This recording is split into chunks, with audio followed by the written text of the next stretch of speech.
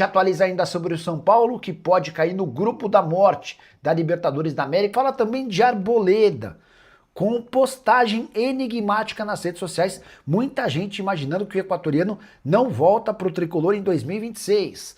E o São Paulo demitiu mais 4 funcionários nessa segunda-feira. Bora contar também que Hernan Crespo exige uma reformulação grande no elenco do São Paulo para 2026. Bastidores, finanças e muito mais. Sem perder tempo, pedir para deixar like, se inscrever no canal e ativar as notificações.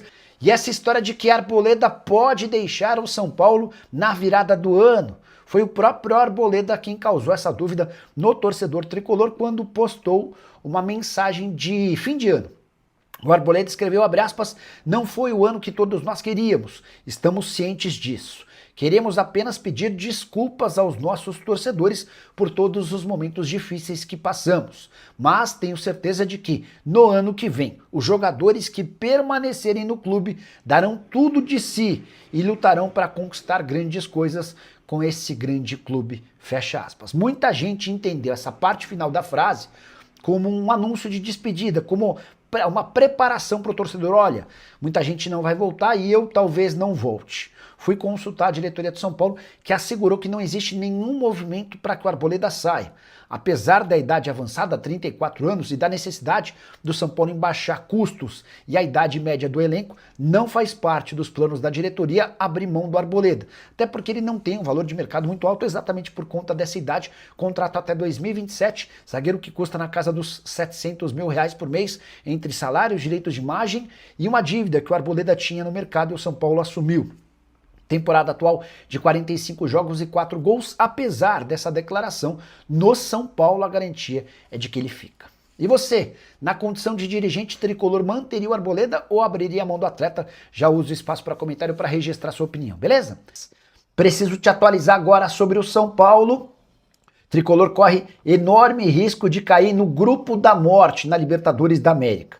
Bora começar do começo. São Paulo terminou o Campeonato Brasileiro no 8º lugar e estará na pré-Libertadores se o campeão da Copa do Brasil for o Cruzeiro ou o Fluminense. Isso porque esses times já estão entre os 7 primeiros da Libertadores. Se forem campeões da Copa do Brasil, eles abrem mais uma vaga e o São Paulo com o 8º lugar vai para a pré-Libertadores. Teria de participar de 2 fases da competição pré-Libertadores, aquelas fases mata-mata, e se conseguir chegar à fase de grupos, estará no pote 4 na hora do sorteio. O que significa que o São Paulo poderia estar num grupo com mais um clube brasileiro. Você imaginou, por exemplo, Flamengo e São Paulo no mesmo grupo? Ou Palmeiras e São Paulo? Essa é uma possibilidade real se o tricolor for a pré-Libertadores e conseguir passar pelos 2 mata-matas. De qualquer forma, o tricolor entende que é super importante estar na pré-Libertadores, até porque a capacidade de arrecadação do torneio Libertadores é 3 vezes maior do que na Sul-Americana. O tricolor torce muito para que essa conjuntura aconteça e o São Paulo dispute a pré-Libertadores do próximo ano. Hora de falar sobre Rony com informação importante.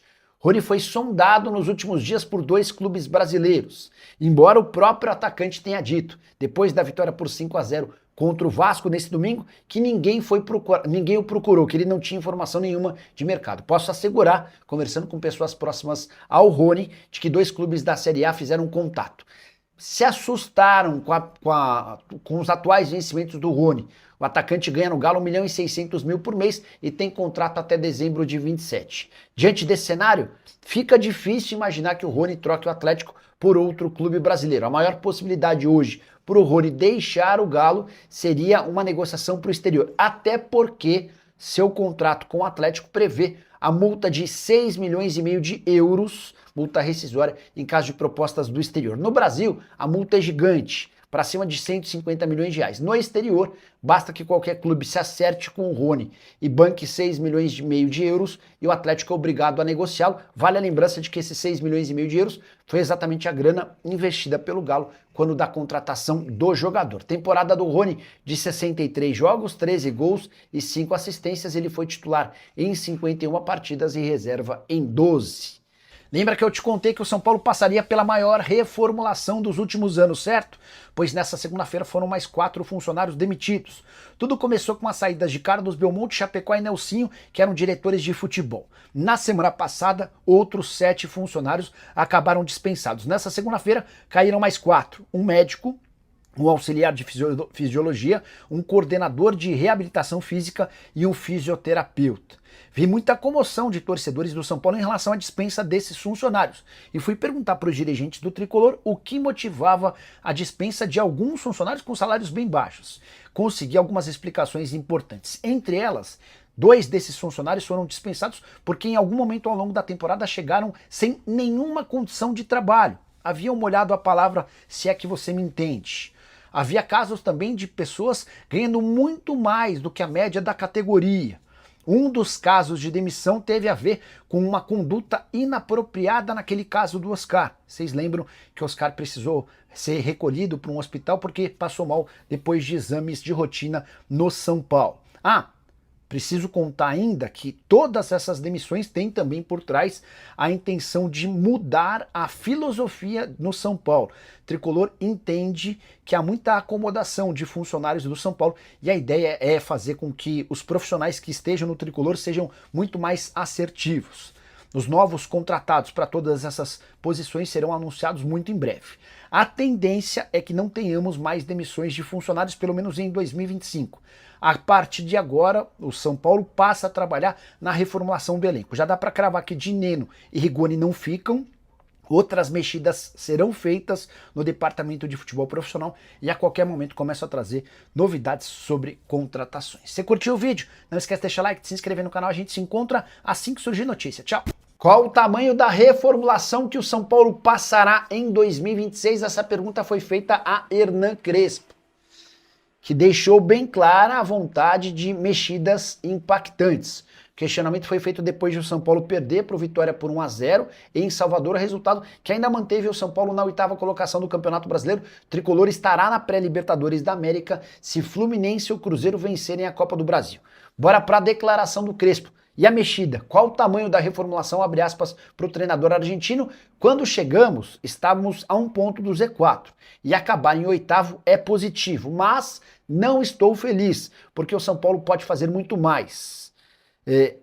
Mas, de qualquer forma, a meta foi alcançada. Sobre a reformulação precisa ser grande. Somos o São Paulo, disse o Hernan Crespo, que completou, admitindo que vai à Itália, nesse período de férias, ver as filhas. E disse também, o planejamento já está feito. Todo mundo sabe o que a gente pretende, as características e onde temos que melhorar. A ideia é ser mais competitivo. São Paulo deve passar por reformulação dentro e fora dos campos. As demissões de funcionários do CT já começaram. Contei para vocês que muitos serão dispensados por falta de qualidade. Em relação a atletas, o Tricolor vai buscar contratações e a partir dessa semana, nomes devem começar a aparecer. Preciso falar agora sobre Guilherme, que não deve ficar no Santos para 2026. Jogador que foi importante na manutenção do Peixe na primeira divisão, se despediu dos atletas, comissão técnica e dos funcionários. Depois da vitória por 3-0 contra o Cruzeiro, o Guilherme está decidido a não voltar mais. Tudo por conta de uma série de protestos do torcedor que pegou muito no pé do Guilherme ao longo do ano. O Guilherme ficou muito ressentido quando torcedores organizados invadiram o CT e um deles chegou a colocar o dedo na cara do Guilherme fazendo uma série de ameaças. Se dependesse do jogador, o Guilherme teria ido embora naquele momento, mas o Vojvoda, o Neymar e outros atletas conseguiram convencer o Guilherme a ficar pelo menos até dezembro. Agora é questão de tempo para que ele seja negociado em definitivo. O empresário do Guilherme prometeu à diretoria do Santos que trará uma proposta de venda em definitivo. O atleta que tem sido especulado, por exemplo, como possível reforço do Atlético Mineiro.